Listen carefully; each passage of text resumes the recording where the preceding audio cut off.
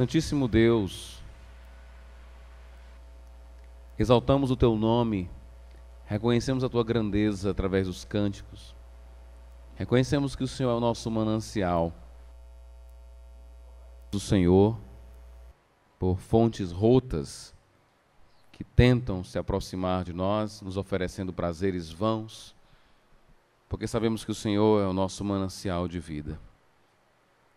Cantamos, reconhecendo que o Senhor é exaltado nos céus, e esperamos que um dia aquilo que acontece no céu seja pleno na terra também. Assim como o Senhor é exaltado no céu, que seja também entre nós aqui.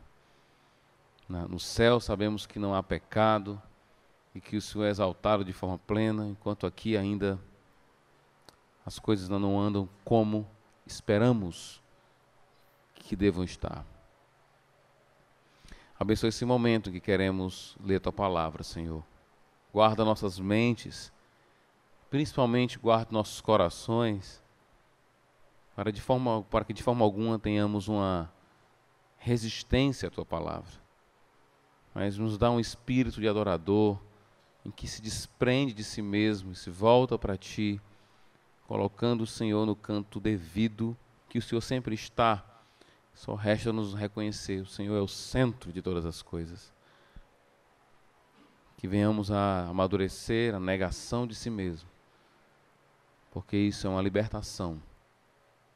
Ajuda-nos, ó Pai, na leitura desse texto, que cada palavra aqui colocada venha trazer edificação, modificação em nossos corações. Oramos e sabemos que estamos sendo ouvidos porque oramos nos méritos de Jesus. Amém. Apocalipse capítulo 3, vamos estudar a última igreja, das 7 igrejas de Apocalipse. Agradeceria, viu, Marcão? Esperar o Marcão fazer a ligação ali. Bota no último, tá? Eu sei que faz um barulhinho aí. Tranquilo.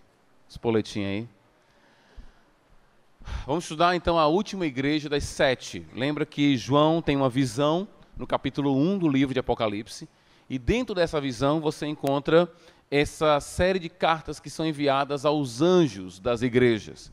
Naquele primeiro momento que falamos sobre os anjos, falamos que os anjos, na verdade, alguns têm várias visões sobre que anjos são esses.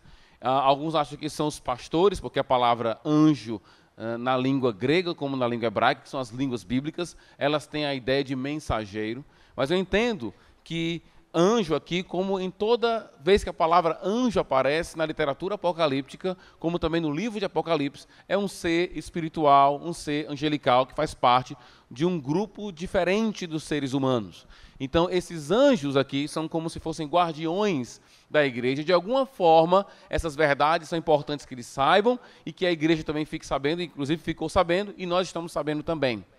Essa é a última carta, é a carta à igreja de Laodiceia.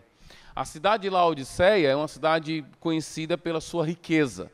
Logo pela leitura que foi feita aqui pelo irmão Clênio, você deve ter percebido como a igreja era rica e isso era reflexo da cidade. A cidade realmente era uma cidade imponente, ela tinha problema com o recurso de água, e você também viu um pouco esse reflexo na própria igreja, mas era uma igreja rica. Aliás, uma cidade rica. Essa cidade passou por um terremoto, para você ter uma ideia, no ano 60 depois de Cristo. Essa carta talvez foi enviada na década de 90 depois de Cristo, ou seja, 30 anos antes. Essa cidade sofreu um grande terremoto, mas com os próprios recursos, sem usar dinheiro de Roma e de mais ninguém, com a riqueza da própria cidade, eles reconstruíram e tornaram a cidade ainda mais bonita do que era antes. Então era uma cidade muito imponente.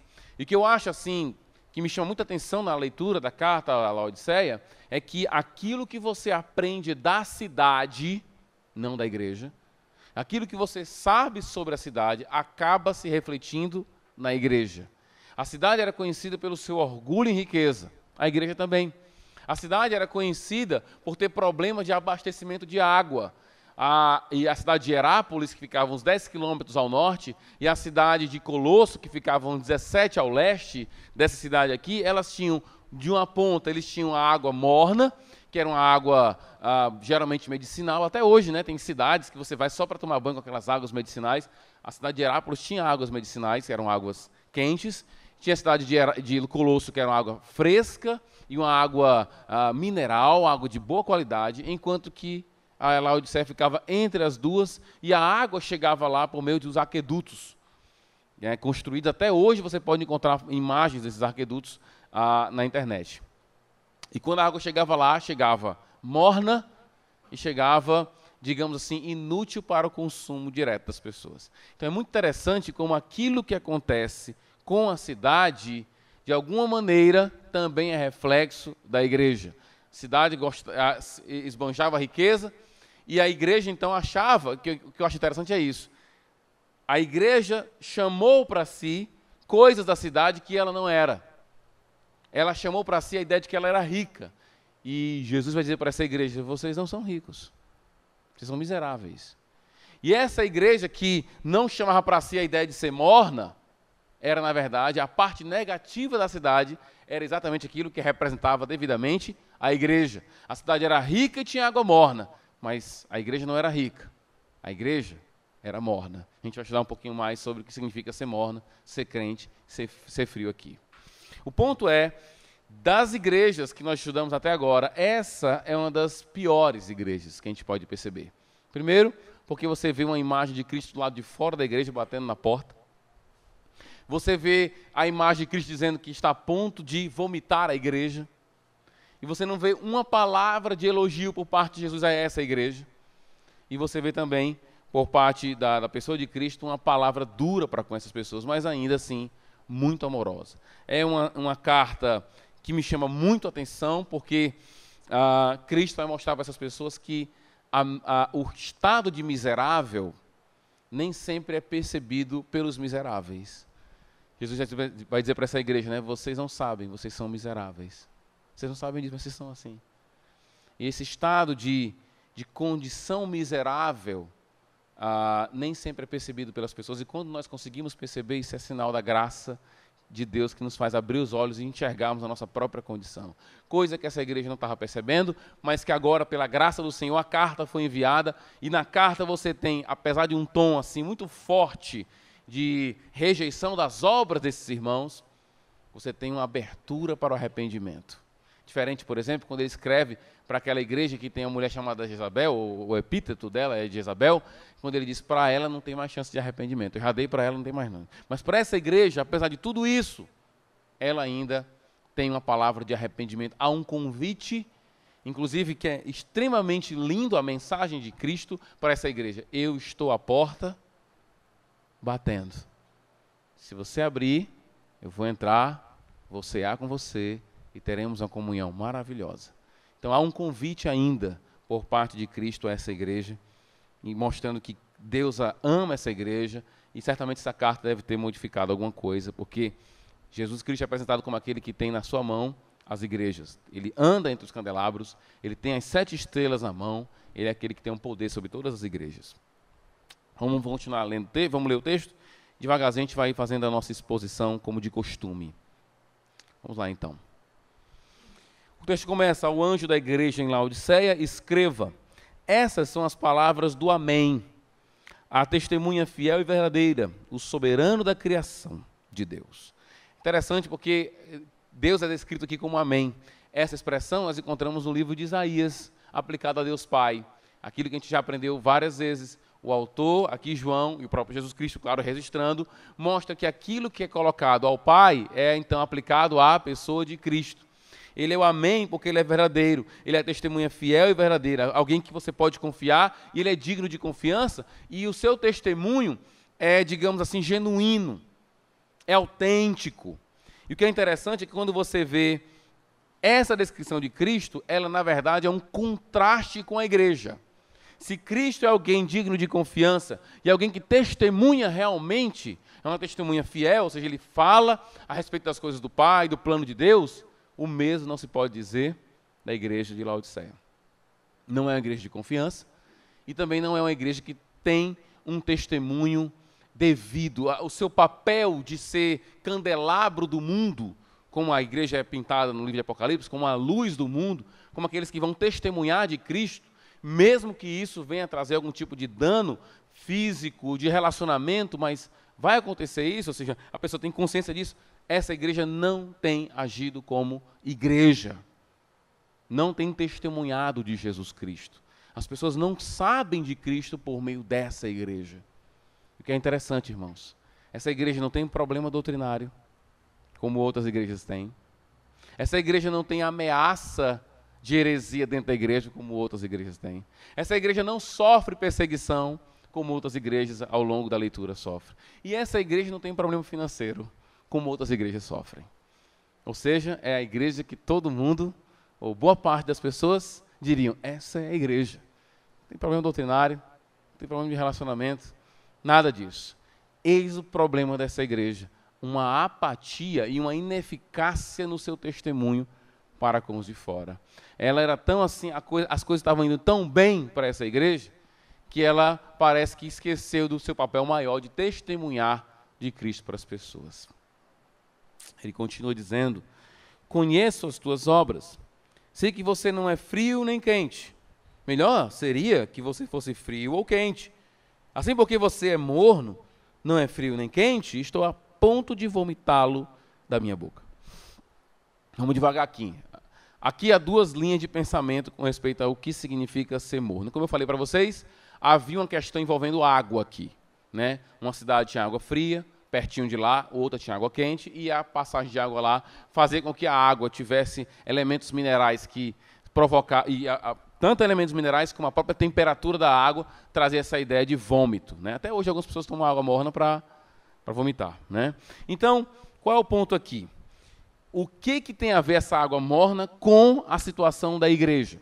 Algumas pessoas dão muita ênfase ao contraste de frio e quente para entender o que Cristo quer dizer. Outros dão muita ênfase ao fato de ser morno.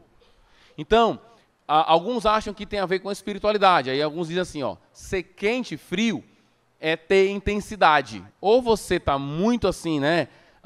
Como é que seria a palavra? É muito animado, né? Como? Entusiasmado. Fervoroso, essa é a palavra que eu queria. Então, o quente seria o fervoroso, o frio seria o apático e o morno aquele indiferente. Alguns vão por esse caminho. A questão é que quando você entende um pouco a história da água da cidade, você vê que quando você estuda a história da água, e não somente a temperatura da água, mas a história da água da cidade, o ponto maior é a água de Laodiceia é uma água inoperante. Não tem eficácia nenhuma. Não serve para beber. E quem bebe tem vontade de vomitar. É inútil a água.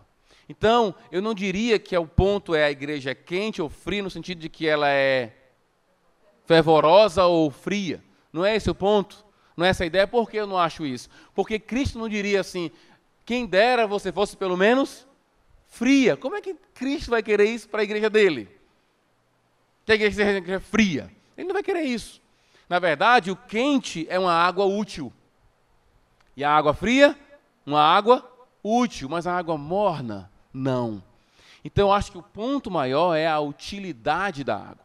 Então, essa igreja, no final das contas, ela é uma igreja morna, no sentido de que ela não opera como deveria operar. Ela não testemunha de Cristo. Com respeito ao seu papel de igreja, é uma igreja inoperante. Essa é a ideia. E Cristo, então, vai dizer, assim porque você é morno e não é frio, nem quente, estou a ponto de vomitá-lo. A palavra vomitar, claramente, né, a ideia é de rejeição, de desgosto, de repugnância por parte de Cristo. As palavras são muito fortes, representam uma indignação muito forte por parte de Jesus, mas ainda você encontra na declaração de Cristo uma palavra de esperança. Eu estou a ponto de vomitar vocês, eu não vomitei ainda. Eu não rejeitei completamente vocês. Alertem para isso. O comportamento de vocês, essa vida, digamos assim, tão comportadinha de vocês, como tudo funcionando, inclusive a parte financeira de vocês, a autossuficiência, essas duas palavras são importantes, a autossuficiência e a autossatisfação que vocês têm, acaba gerando em vocês essa postura inoperante, que para mim é repugnante, porque vocês deixam de agir como deveriam estar agindo. É importante a gente entender isso. Deus olha para algumas igrejas, e eu espero que isso não seja o caso da nossa, porque uma coisa que eu percebo ao longo dos meus anos aqui na igreja, é que quando você pensa que conhece a igreja, você leva uma rasteira e você sabe que você não conhece a igreja verdadeiramente. como é que eu posso dizer, a minha sensação muitas vezes é do apóstolo Paulo, né? Eu espero revê-los e não vê-los como vocês eram antes, mas que vocês possam então estar numa situação diferente. E Paulo diz assim: espero que Deus não me humilhe ao encontrar vocês da forma como encontrei, não reconhecendo seus pecados. O fato é que muitas vezes nós não conseguimos decifrar a igreja. Eu queria ter o olhar de Paulo e dizer a igreja é assim, ou o olhar de Jesus dizer a nossa igreja é uma Laodiceia, ou é uma igreja de Sardes, ou é uma igreja de Esmirna, ou é uma mescla de algumas delas. Não sei, eu não sei dizer. Você encontra nessa igreja pessoas extremamente compromissadas com a palavra de Deus, pessoas extremamente compromissadas com o serviço e pessoas completamente compromissadas consigo mesmas. Só isso. Então é difícil saber, por exemplo, eu não sei se alguém dissesse: pastor, a sua igreja é a igreja de... Não sei. Mas certamente existem elementos laodiceanos, vamos dizer assim, né? Dentro da igreja, sardianos dentro da nossa igreja. Não sei como é a nossa igreja, não sei descrevê-la, mas o fato é que Deus olha para algumas igrejas, eu espero que isso não seja a nossa igreja, porque o olhar dele para com a nossa igreja não é o meu olhar para com a igreja, não é o seu olhar para com a igreja. Nós queremos aprender a olhar a igreja como ele olha. Mas Deus olha para algumas igrejas e tem vontade de colocar para fora, de uma rejeição tremenda. E parte disso não é porque é doutrinariamente errada, não é porque tem heresia na igreja, é porque há um sentimento de autossatisfação, de como é que é a palavra que eu usei? Satisfação e esqueci agora. Suficiência. Tão grande que isso repugna a pessoa de Jesus. Ele tem essa imagem do vômito, é uma imagem muito pesada, porque nos lembra uma outra palavra que aparece muito na Bíblia, que é a palavra abominação. Quando Deus olha para alguns pecados, a gente aprende ao longo das Escrituras que existe pecado, todo pecado Deus é alérgico ao pecado, então todo pecado para ele é pecado. Mas alguns para Deus tem o autor bíblico costuma dizer que alguns são abomináveis para ele. São coisas que Deus olha com repugnância, como quem quer vomitar mesmo. Ele olha para a igreja, e é isso que me surpreende, porque ainda eles são igreja. Eles não deixaram de ser igreja. Ainda é uma igreja de Jesus. E ele olha e diz: eu quero vomitar vocês. Ainda não vomitei, não rejeitei completamente vocês. Mas a minha vontade é essa. Essa verdade, não sei como é que você encara essa verdade, mas para mim é uma verdade muito forte. Deus olhar para uma igreja que para muitas pessoas está dentro dos padrões da expectativa de muita gente, e ele dizer: na verdade, a minha vontade é vomitar esse pessoal todo. Ele continua: você diz, e aí é o discurso da igreja. Agora, eu não sei que discurso é esse, se esse é um discurso audível, não fica claro, porque nós sabemos que a Bíblia, vez por outra, nos adverte para com o discurso do nosso próprio coração. A gente leu, né, o Salmo 77 na quarta-feira, a gente viu que o salmista diz assim: e eu pergunto para o meu espírito. Né? A gente leu Deuteronômio 8 aqui no estudo da escola dominical, certa vez, onde ele diz: não diga no seu coração.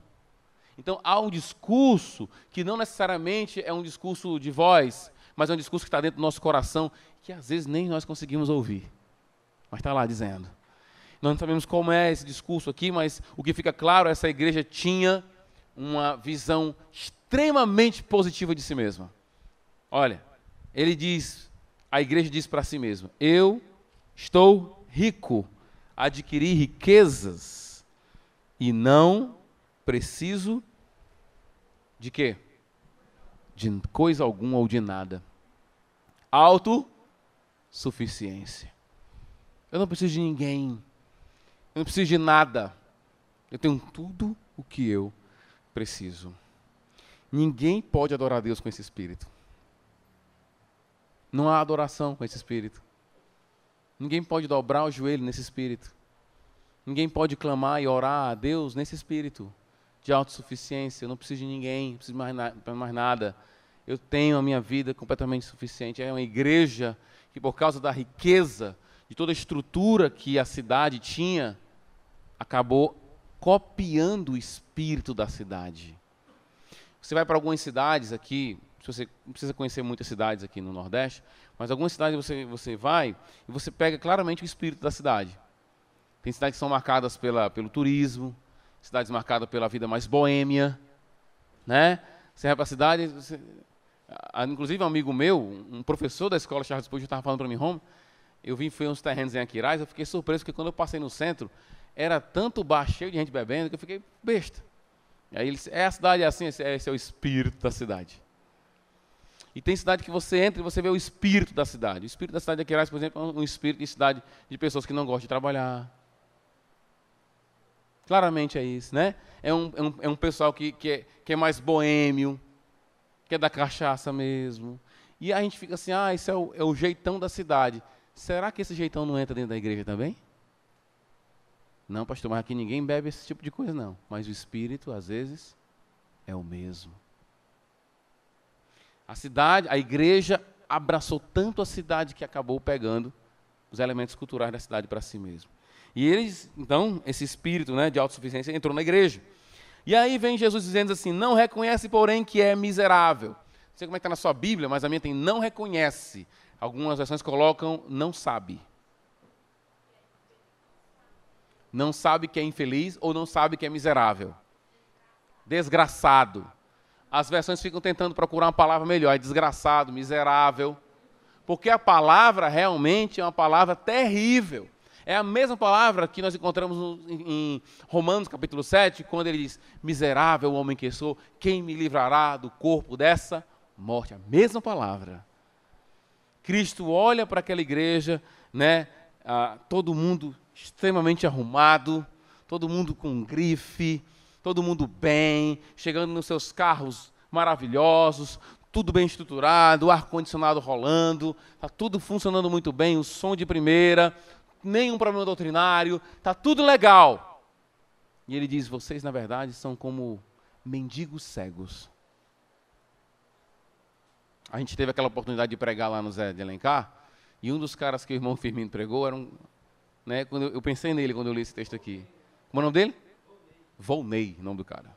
Ninguém sabe se realmente era o nome dele ou era o nome da lombra, né? Porque ele estava em outro mundo naquela hora. Mas o cara no estado assim, terrível, o cheiro, a roupa, o estado mental da pessoa. Jesus Cristo está dizendo, ele olha a igreja, fisicamente ele olha, está todo mundo devidamente aparamentado. Mas o olhar de Cristo é, vocês são miseráveis. A Ariane, qual é a tua versão? Desgraçados, é? Desgraçados. O estado de vocês é terrível. Quem olha, e aí, é isso que a Bíblia faz com a gente, ela, ao longo da nossa vida com Deus, do nosso contato com o Espírito Santo, leitura da palavra, Deus vai nos dando os seus olhos para enxergarmos essas coisas. E ao ponto de poder ver alguém extremamente bem vestido e dizer, esse cara ou essa mulher não passa de uma pessoa miserável. A gente tem que ter os olhos de Cristo. Uma coisa que a gente aprende aqui, meus irmãos, e que alguns evangélicos ainda não aprenderam, é que vida financeira não representa a sua vida espiritual. Está aqui um povo rico, bem-sucedido. Para muitas pessoas, é a própria propaganda da igreja, é o quê? A riqueza do seu povo. Venha para a nossa igreja, olha aqui. Quem está aqui é rico, quem está aqui se dá bem. Essa é a própria propaganda da igreja, só que aqui é uma igreja inútil, porque isso não propaga o evangelho de Jesus. Jesus olha para a igreja e diz, na verdade, não há luz em vocês, só há miséria em vocês. E aí ele vai usar duas palavras, né? A palavra miserável e a outra palavra, na minha versão, é traduzida como digno de compaixão. Ariane.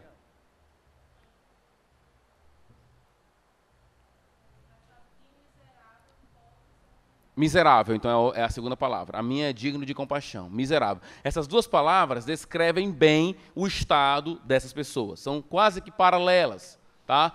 Somando uma outra, trazendo uma imagem mais completa para a gente. E aí, depois daí, ele usa três palavras para a igreja. Pobre, cego e nu. Essas três palavras estão muito ligadas à própria cidade, que tinha um desenvolvimento muito grande com respeito à roupa e com respeito também aos olhos. A cidade de Laodiceia foi conhecida por desenvolver o que ficou chamado de o pó frígio. O pó frígio era a base de alguns colírios. Lembra que naquele tempo não tinha óculos. Tá? Então hoje a gente tem o benefício dos óculos, mas naquele tempo eram os colírios que ajudavam. Então eles tinham muito orgulho de poder ter desenvolvido o pó frígio, né? E as suas roupas belas, né? De marca, lindonas lá.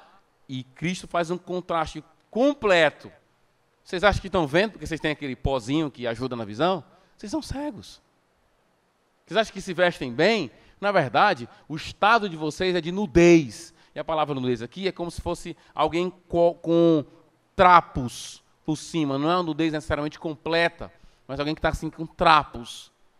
É assim que Cristo via a igreja. Como Cristo nos vê, irmãos? Ele diz, dou-lhes esse conselho. Compre de mim, compre de mim ouro refinado no fogo, e você se tornará rico mesmo. Claramente, essa riqueza não pode ser uma riqueza financeira. Cristo não está falando em conta bancária. Cristo não está falando em moeda. Cristo está falando daquilo que nós aprendemos nas Escrituras, que Ele é o nosso manancial e que cantamos hoje. Nós não trocamos o nosso Deus por nada, porque Ele é o manancial de vida. Venha até mim, Ele vai dizer, e compre roupas brancas e vista-se para cobrir a sua vergonhosa nudez, e compre colírio para ungir os seus olhos e poder enxergar. Quando você se aproxima de Cristo, quando você se aproxima do seu Senhor, você enxerga melhor, você revela a sua pureza através das suas simbólicas vestes, e ninguém há de questionar a riqueza da sua vida. Não deixe que ninguém questione a sua riqueza, o seu olhar e a sua pureza, uma vez entrando em contato com Cristo. Cristo é muito bom para a sua igreja, Ele ama a sua igreja. Ele olha para a igreja, Ele tem vontade de vomitar. Qualquer pessoa que tem vontade de vomitar com uma coisa, rapidamente tenta se distanciar daquilo que traz algum tipo de ânsia de vômito. Ele mesmo sabendo que essa igreja trazia vômito, ele se aproxima e diz, eu estou disposto a fazer com que as coisas mudem. Eu quero ver vocês melhor, eu quero ver vocês com a riqueza que só eu posso dar. Eu quero ver vocês puros e enxergando a realidade. Ele diz, repreendo e disciplino aqueles a quem eu amo. Por isso, seja diligente e arrependa-se. Deus faz o que, irmãos? Disciplina e repreende a todos aqueles que Ele ama. O conceito de amor hoje é completamente oposto a isso. Não vá na onda do seu filho quando você o repreender, ele dizer assim, porque a senhora não ama, porque o senhor não me ama. Tudo conversa fiada. Você não sabe o que é amor, querido, querida. Porque se você soubesse, você saberia que as pessoas que te amam são aquelas que te repreendem. São aquelas que te chamam para o canto e dizem, eu acho que não é legal o que está acontecendo. Eu acho que não é por aí que você tem que caminhar. Essas pessoas te amam. E muitas vezes você está tão cego que as pessoas que te repreendem são tratadas por você como seus inimigos. Você começa a ter uma repugnância para com as pessoas que te repreendem quando elas são aquelas que te amam. Você inverte tudo. Tristemente você inverte. As pessoas chegam até você, repreendem você, o pastor te repreende por meio da pregação, mas ao invés de entender aquilo como amor, você entende sempre como uma cobrança somente. Cristo é assim, Ele repreende aqueles que amam. Se você não gosta de repreensão, esqueça Jesus. Esqueça Ele. Vá para o mundo mesmo. Pisa na jaca, vira o pé e vai embora. Porque estar com Cristo é estar com alguém que liga, que tem interesse em nós, que mesmo quando nós estamos no estado de podridão, Ele ainda se aproxima com repugnância, querendo vomitar, e Ele diz, eu quero te ajudar ainda, mas eu vou te repreender para isso, porque o caminho para a melhoria é a repreensão. Quando é que você vai aprender que a repreensão é uma expressão do amor de Deus? Quando é que você vai aprender que a repreensão é uma expressão de cuidado? E muitas vezes quando nós repreendemos, as pessoas dizem, você não me ama. É um contrassenso. Eu estou te amando enquanto te repreendo. Você tem que ensinar isso para os seus filhos, para que eles estão perto de você. A repreensão é para quem ama. Quem não ama, gosta sempre de ficar ali, fazendo aquele papelzinho, né? Eu estou aqui com você, você é uma pessoa muito legal e tal, mas nunca tem uma palavra de repreensão, nunca chama para o canto e diz, será que é esse o caminho? Será que é por aí, querido? Você tem que andar? Deus ama, Ele repreende aqueles que eu amo, que Ele ama. Não rejeite as repreensões, o provérbio diz isso. O amigo próximo chega e repreende. O amigo que é amigo mesmo repreende.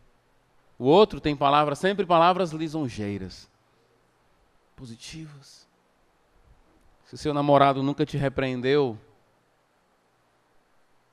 se a sua namorada nunca te repreendeu, ou ela é perfeita e você é perfeito, nós vamos trabalhar a sua canonização, fazer sua imagem, adorar você hoje.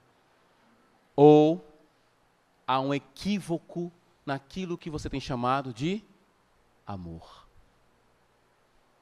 Quem ama, repreende, é assim com Deus. E Ele está dizendo para a igreja, eu amo vocês. Eu quero cuidar de vocês. E por isso que eu falo dessa forma. Porque eu repreendo a quem eu amo. E se é para me chamar alguém que eu amo de cego, eu chamo de cego. Se é para me chamar de miserável, eu chamo de miserável. Porque eu amo. Por isso, seja diligente e arrependa-se. E aí vem a imagem que ficou, infelizmente, errada, uma visão errada desse texto. Eis que estou à porta e bato, e se alguém ouvir a minha voz e abrir a porta, entrarei e cearei com ele, e ele comigo.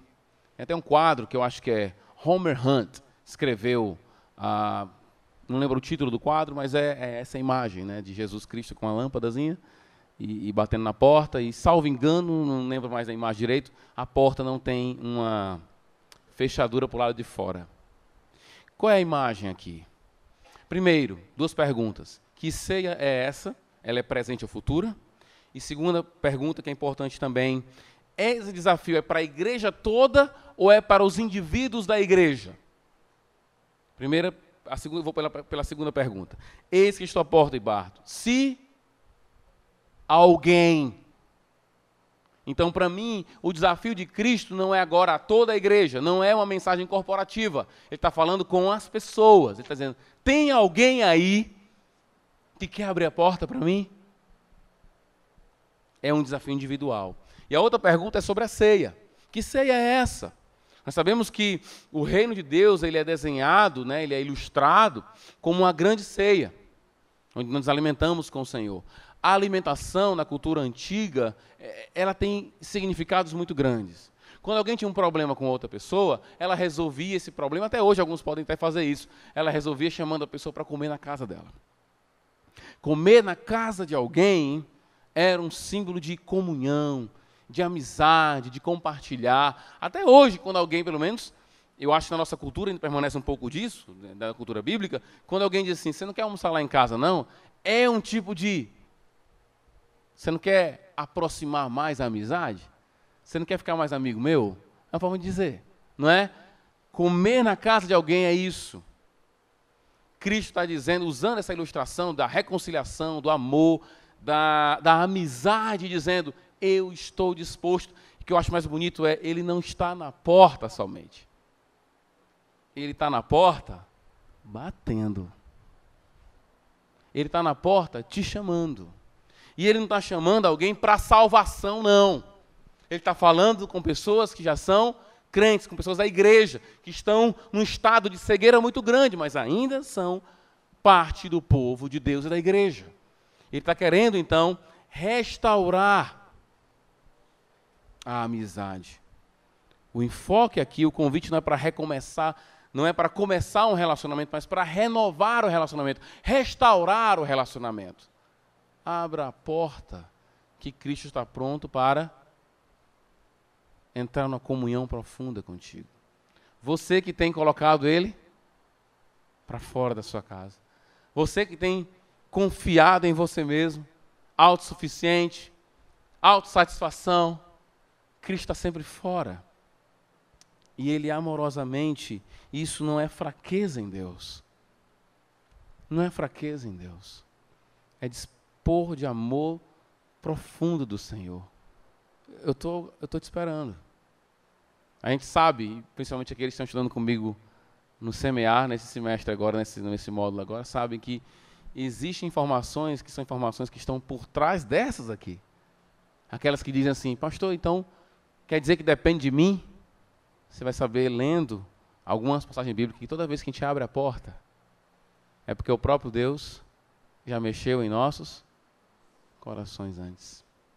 Passagem clássica é aquela de Crônicas, quando o rei manda as cartas para as cidades e diz, se vocês se voltarem para mim, eu me voltarei para vocês. Deus manda dizer.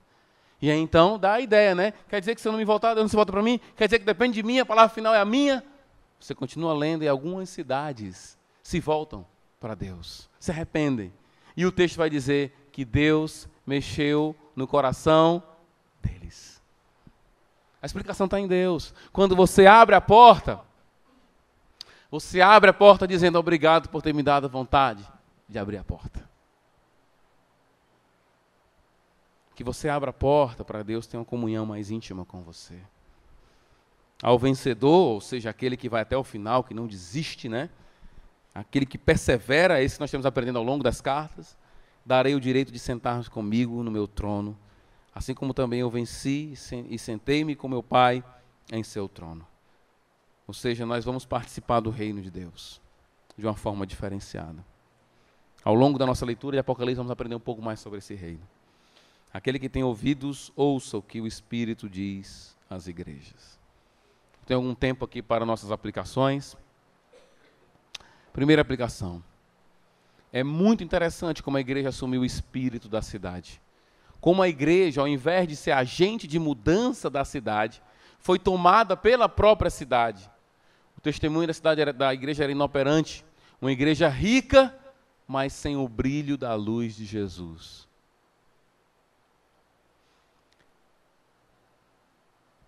Eu acho que todo pastor tem essa vontade de alguém chegar na igreja em que ele ministra a palavra e não ficar surpreso com as estruturas.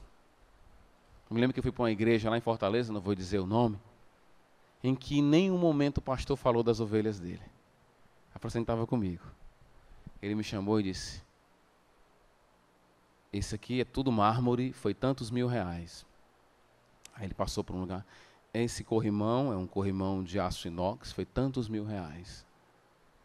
Ele passou o tempo todinho falando dos números. Em nenhum momento eu vi aquele pastor dizendo, a igreja tem crescido espiritualmente, pastor. As pessoas não deixam de estar no culto de oração. Os irmãos têm clamado e têm evangelizado sem parar. Talvez porque ele não podia dizer isso.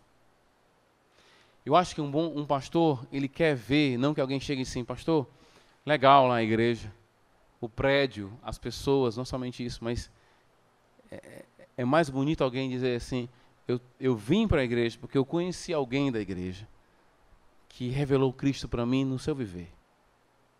Testemunhou, foi luz.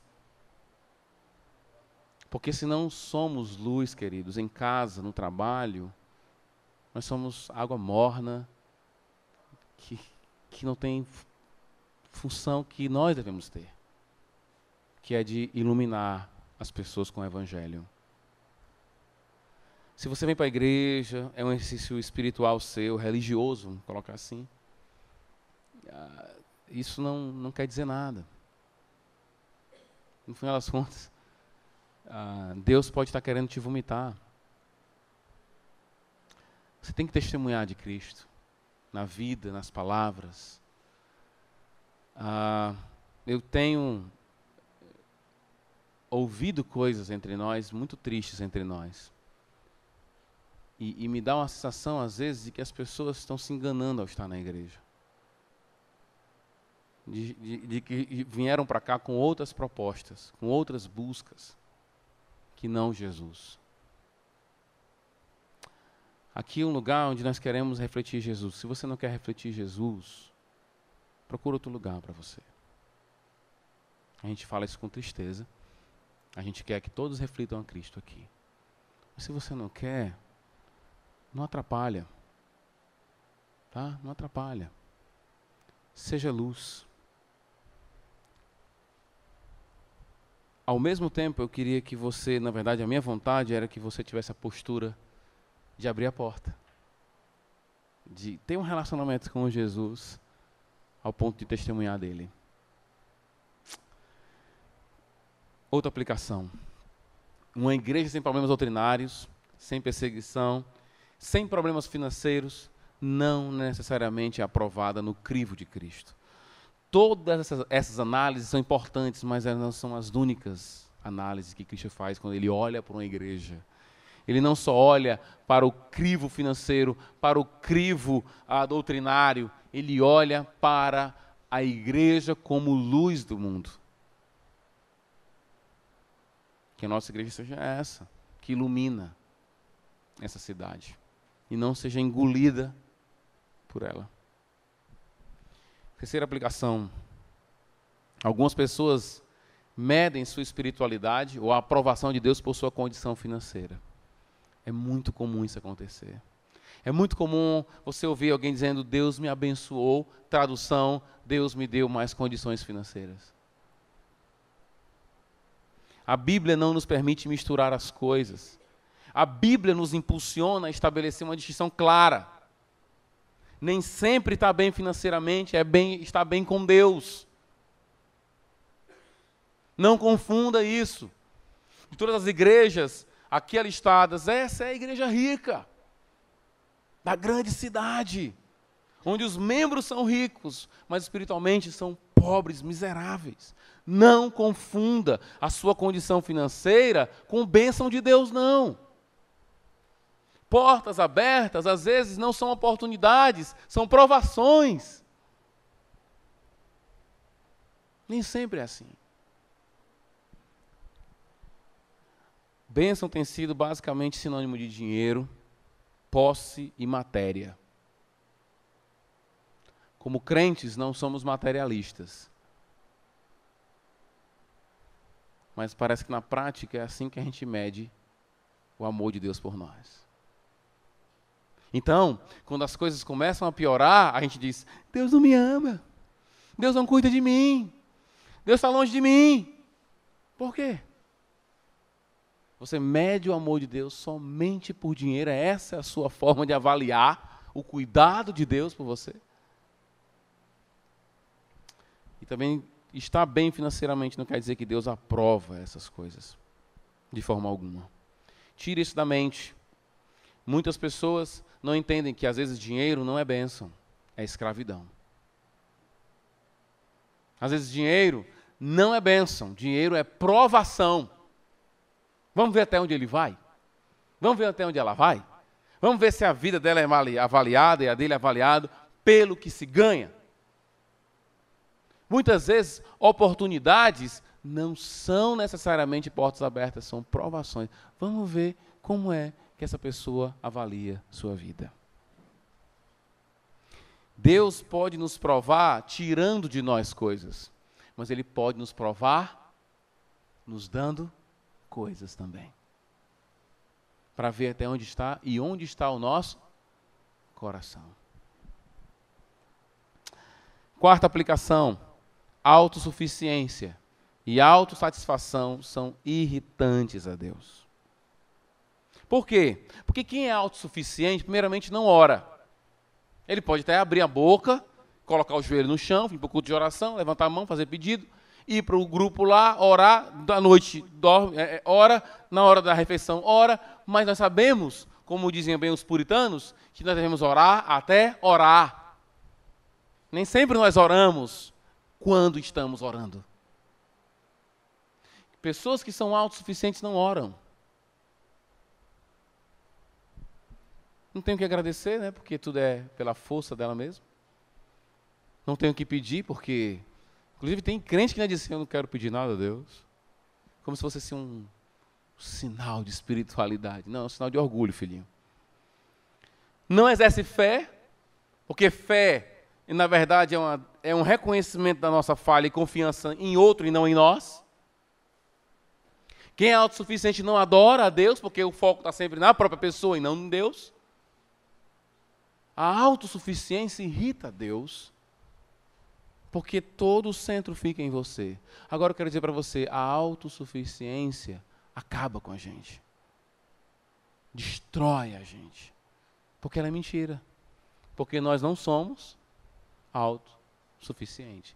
Nós somos completamente dependentes de Deus. E aí vem a questão do orgulho. Do que você se orgulha? Essa igreja se orgulhava de quê? Dinheiro, roupas e um colírio. Sua capacidade intelectual de poder desenvolver o porfrígio. Aonde está a sua autossuficiência? Se liga no que eu estou querendo dizer. Estará ali a tua ilusão. Por que eu digo isso? Porque onde eles encontravam a autossuficiência, eu sou rico, não preciso de nada. Deus diz, aí está a tua pobreza. Eu vejo bem mais do que qualquer outro povo, porque nós desenvolvemos aqui. Aí está a tua cegueira. A autossuficiência, onde ela está na tua vida, é o reflexo da tua ilusão. Você se acha bonito, bonita? Se isso te é autossuficiente, Deus olha para você com tristeza pela sua feiura. Assim como olhava para os ricos, dizendo que eles eram mendigos cegos, ele olha para pessoas que se acham muito belas e tomam isso como autossuficiência e diz, na verdade você é irritantemente feia e feio. Alguns confiam no dinheiro e Deus diz para essas pessoas, na verdade você é pobre. Alguns confiam no intelecto e Deus, na verdade, diz, você é um estúpido. Alguns confiam na autoridade que tem, porque eu sou autoridade. Você é digno de riso. Não é assim que Deus faz quando Ele olha para as autoridades da terra? Ele olha e diz, eles acham que mandam em alguma coisa. Toda a autossuficiência, seja da autoridade, do poder, do dinheiro, da beleza, qualquer autossuficiência é uma ilusão. Se é por riqueza, na verdade é pobreza. Faça o contraste em todas as vezes. Que é isso que você vai encontrar. Sexta aplicação, estou chegando ao final já.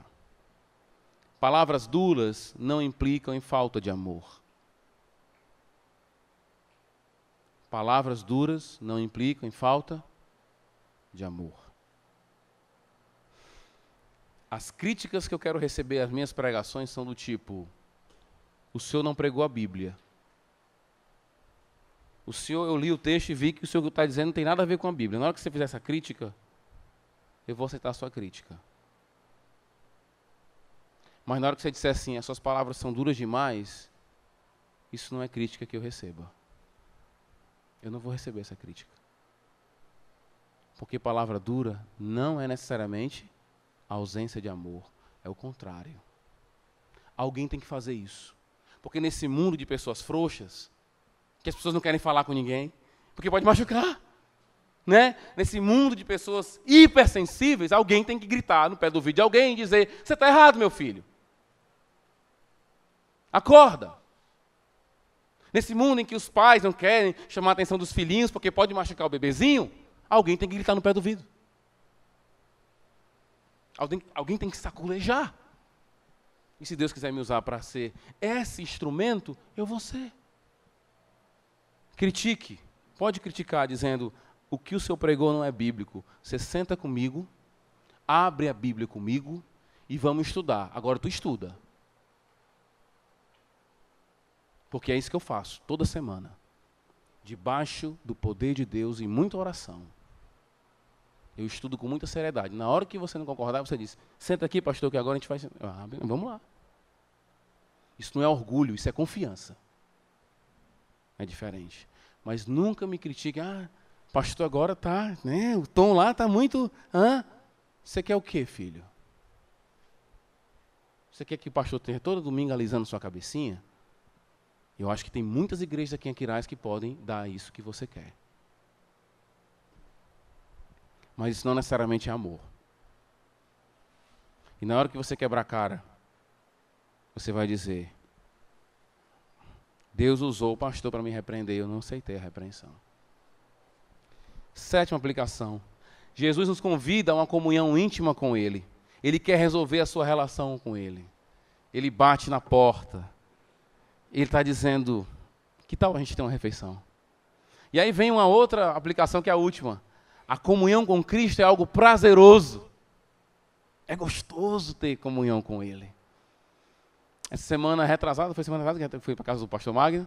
O pastor Magno fez um risoto de frutos do mar, com uma salada, com meu Deus, aquele peixe lá, com salmão e um vinho branco que combinou diretamente com o risoto. E aquele momento foi tão bom, pela conversa que a gente tinha, as brincadeiras que a gente tinha, comida maravilhosa, isso é gostoso. É isso que Cristo está dizendo. Eu quero te dar prazer, como se fosse num banquete. Sentado comigo, comendo, conversando, tendo aquela amizade gostosa de relembrar as conversas antigas e tudo mais.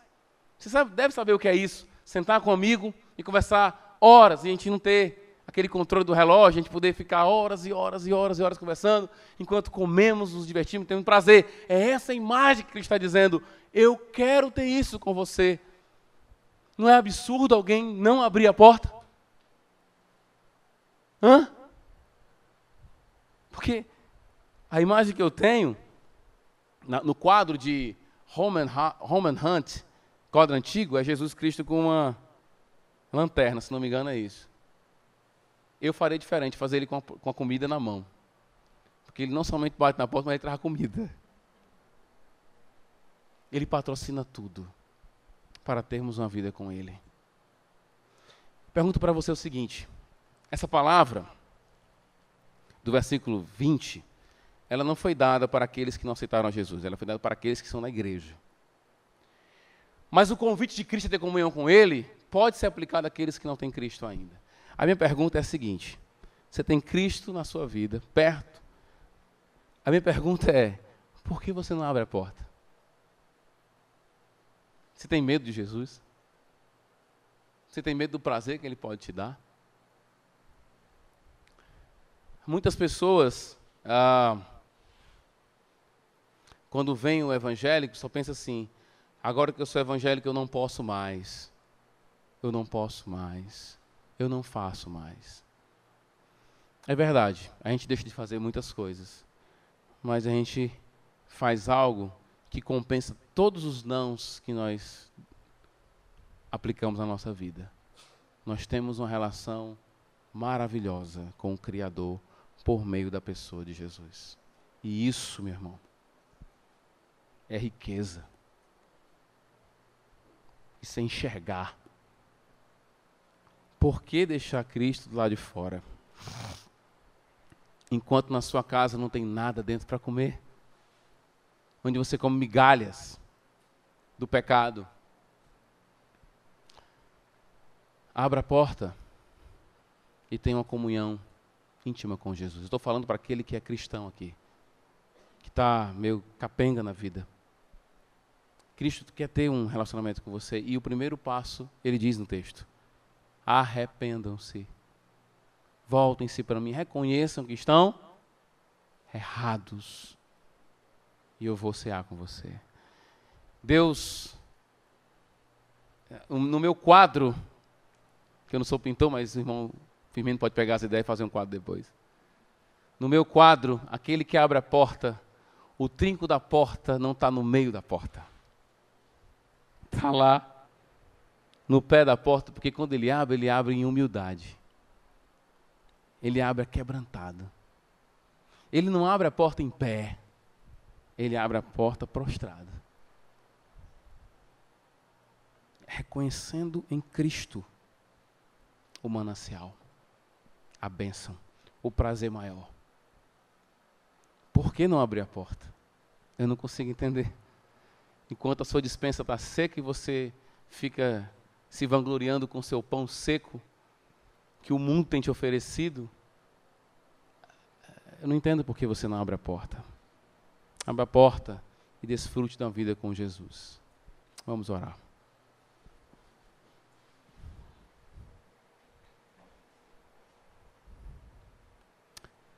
Santo Deus, obrigado por Cristo.